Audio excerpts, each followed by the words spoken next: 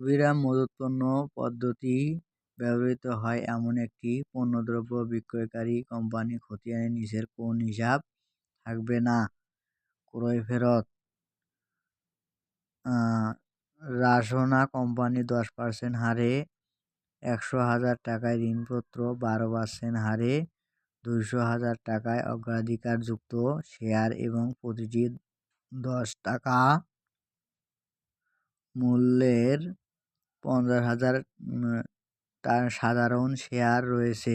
যদি কোম্পানির নেট মুনাফা 159,000 টাকা হয়, তবে সাধারণ শেয়ার হোল্ডারগণ শেয়ার প্রতি সর্বোচ্চ কত টাকা লভ্যাংশ পেতে পারে? 2.50 টাকা। পদ্মা লিমিটেডের ব্যাংক বইতে ব্যালেন্স ছিল 1,790 টাকা। ডেবিট ব্যাংক স্টেটমেন্টের সাথে তুলনা করে দেখা যায় যে এখনও 1,040 টাকার একটি চেক ব্যাংকে উপস্থাপন হয়নি এবং 820 টাকার আমানত ক্রেডিট করা হয়নি। এমতো অবস্থায় ব্যাংক স্টেটমেন্টের ব্যালেন্স কত হবে? 2,010 টাকা। ডেবিট নিচের কোনটি করণিক ভুল নয়? নীতিগত ভুল। 4 বছর পূর্বে রূপম ট্রেডার্স 100,000 টাকা ব্যয়ে একটি যন্ত্র ক্রয় করে, যার আয়ুষ্কাল 5 বছর এবং ভগ্নাংশবশেষ মূল্য 5,000 টাকা অনুমান করা হয়। সেই থেকে এটিকে সরলরৈখিক পদ্ধতিতে অবশ্যই ধার্য করা হয়। আজ এটি যদি 30,000 টাকায় বিক্রয় করা যায়, তাহলে এ বিক্রয় থেকে কত টাকা লাভ বা ক্ষতি হবে? লাভ 6,000 টাকা।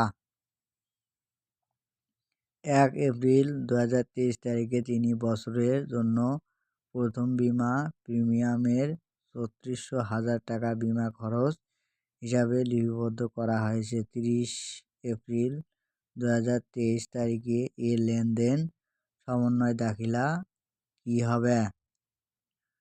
অগ্রিম বিমা হিসাব 35,000 টাকা। ডেবিট বিমা খরচ হিসাব 35,000 টাকা।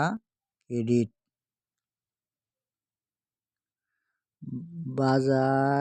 বাজেয়াপ্তকৃত শেয়ার পুনঃবিক্রয়ের পর শেয়ার বাজেয়াপ্তকরণ হিসাবে জের কোন হিসাবে স্থানান্তরিত হবে? মূলধন সঞ্চিতি হিসাবে।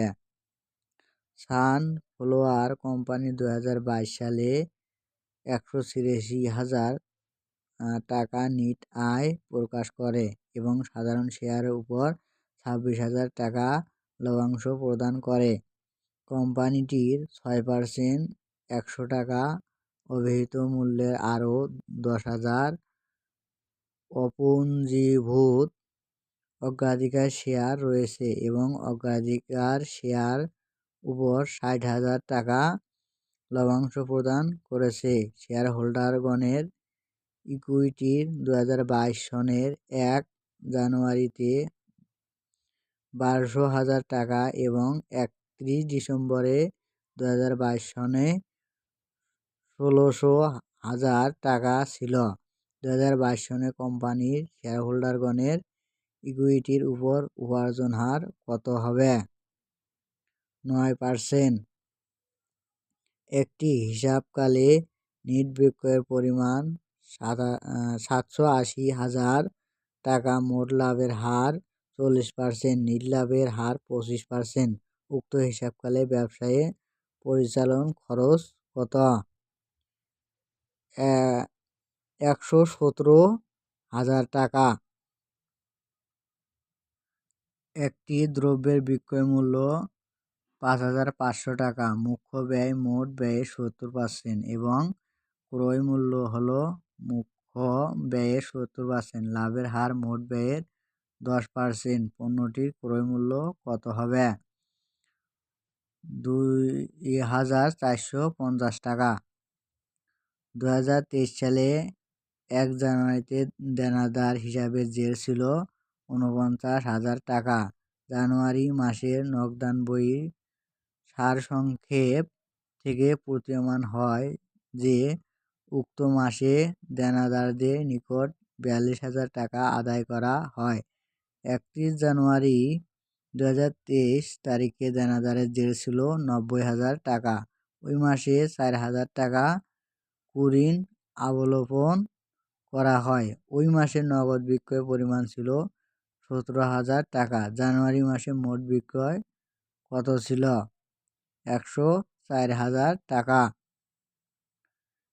হিসাব বিজ্ঞানের কোন রীতি ৫ বছর আয়ুষ্কাল সম্পন্ন একটি ক্যালকুলেটর ক্রয়ের সমন্বয় হিসাবরক্ষককে খরচ হিসাবে লেখার অনুমতি দেয়?